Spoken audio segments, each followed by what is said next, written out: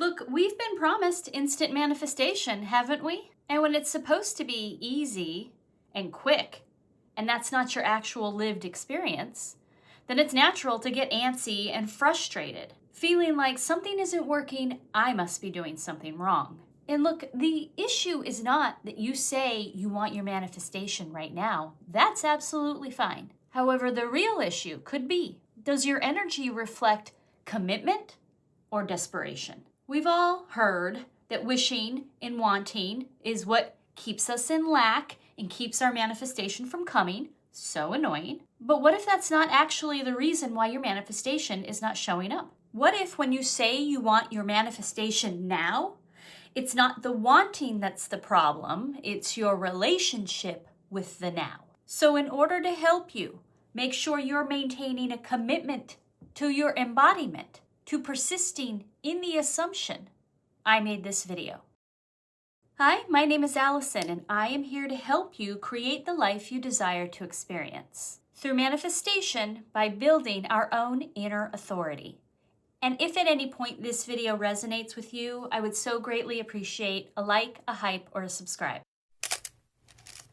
So, one of my all-time favorite movie quotes is from Postcards from the Edge. And Shirley MacLaine is talking to her daughter and says, "That's the problem with your generation today.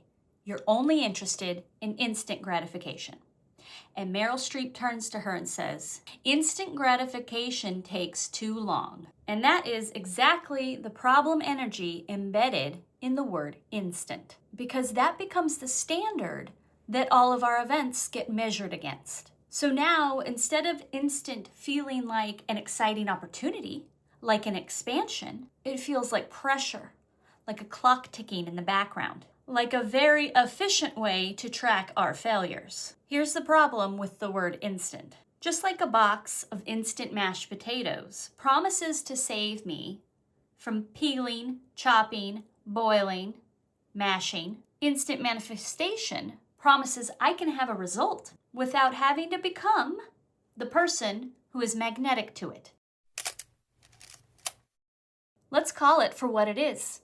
Instant manifestation promises deliverance from the parts of the life you live that you don't like without our having to do anything for it. And that's why it's so seductive. It promises change without asking for anything in return. And of course, our egoic mind loves this because at its core, our egoic mind is wired for self-preservation, meaning it will always choose what feels familiar and safe over any proposition of change or growth. But let me ask you, if you had a dentist appointment and you walked into one of those huge medical office buildings, if your dentist office wasn't right there, the first door past the lobby, would you turn around and go home? No.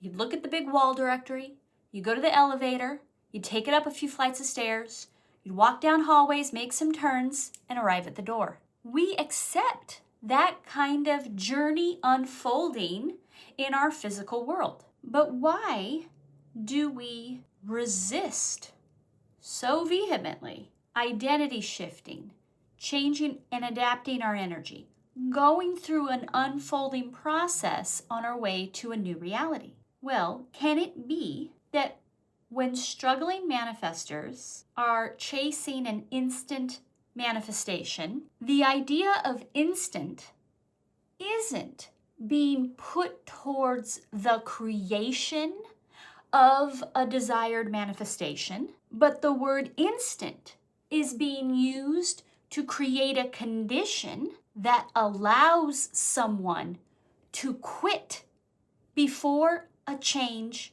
has to happen. In other words, is the resistance to changing, the egoic mind's hold on the current reality, is using the word instant manifestation as a pretend way of expressing an idea or a desire for something new, but really keeping the person bound by this condition.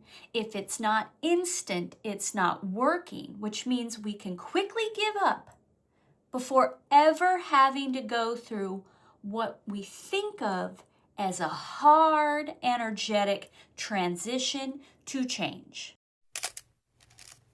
One more time, just to make it clear. The stronger the attachment to the word instant, the more available we are to say it's not working, to exit before we think the energy's gonna get real and we're gonna have to come face to face with some feelings and limiting beliefs that we don't wanna deal with. We can see that instant manifestation isn't actually about time or speed at all. It's about avoiding that voice in your head that says you can't have this. And if we can get out before we have to face that voice, we protect ourselves from ever finding out if it's true or not. Well, guess what? Everything you want lies on the other side of hearing that voice come up in your head. When instant manifestation isn't about manifestation at all, it's about avoidance. It's not about resisting the process of change. It's about what the process brings up inside you. We all have it in one form or another. That ultimate limiting beliefs, negative stories, negative narrations in our mind, past history experiences, all eventually just boil down to the simple that this can't be mine. This was never meant for me. I'm not the type of person who could have this. Nothing has ever been easy in my life. And what happens time and time again to so many struggling manifestors, that instead of walking through the building, instead of participating in the unfolding long enough to see that those are just thoughts, they quit. And to make sure that you do not quit, I'd like you to think here about what I call the hot air balloon trip, which should help you break past that focusing on the instant unfolding and instead really claim embodiment of the energy that matches your desire and allows you to receive it.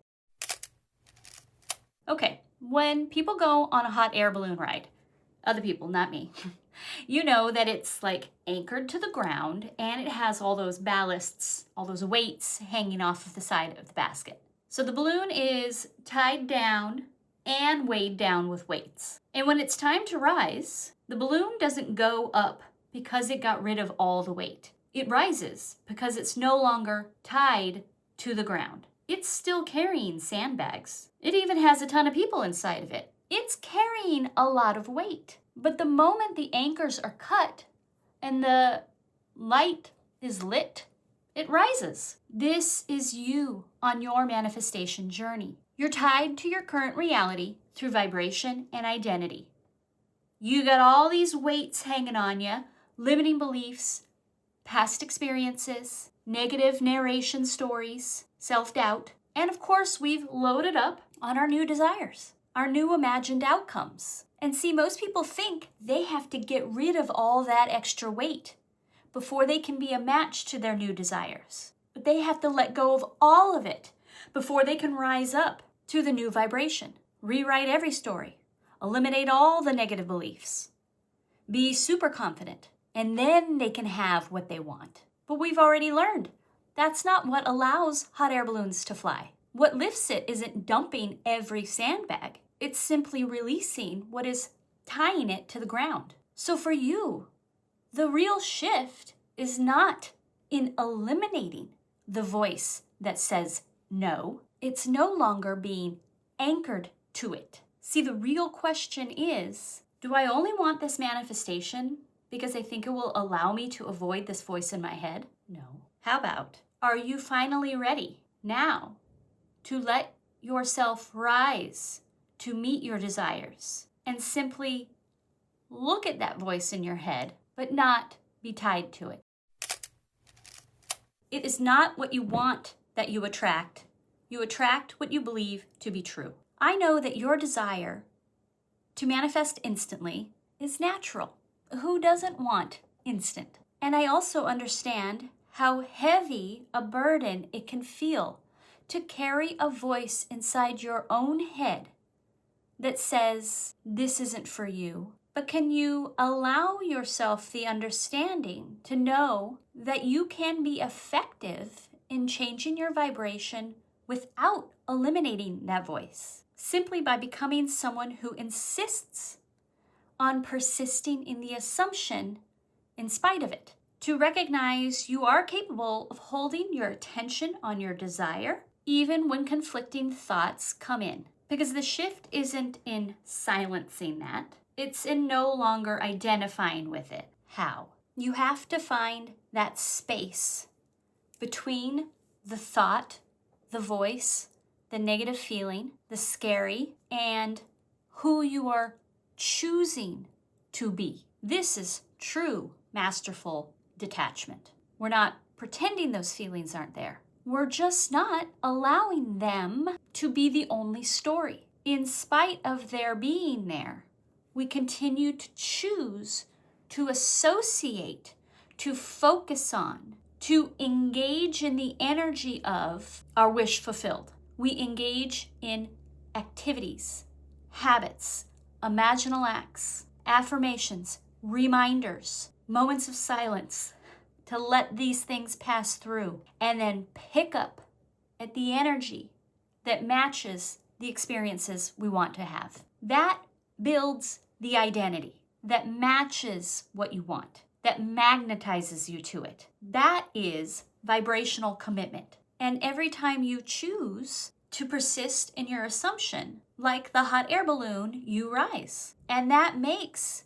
manifestation easy and more instant. If that resonates with you, then I would suggest watching one of my videos on identity shifting, which will really help you move in naturally into that next space that is magnetic to your desired experiences. And if you want more support, tangible support, you might consider joining my Manifest Mail Club with a description linked below, and you can receive real, tangible reminders and prompts and help to make your manifestation real right now. And I hope that this video was helpful to you, and I look forward to bringing you more. Thank you.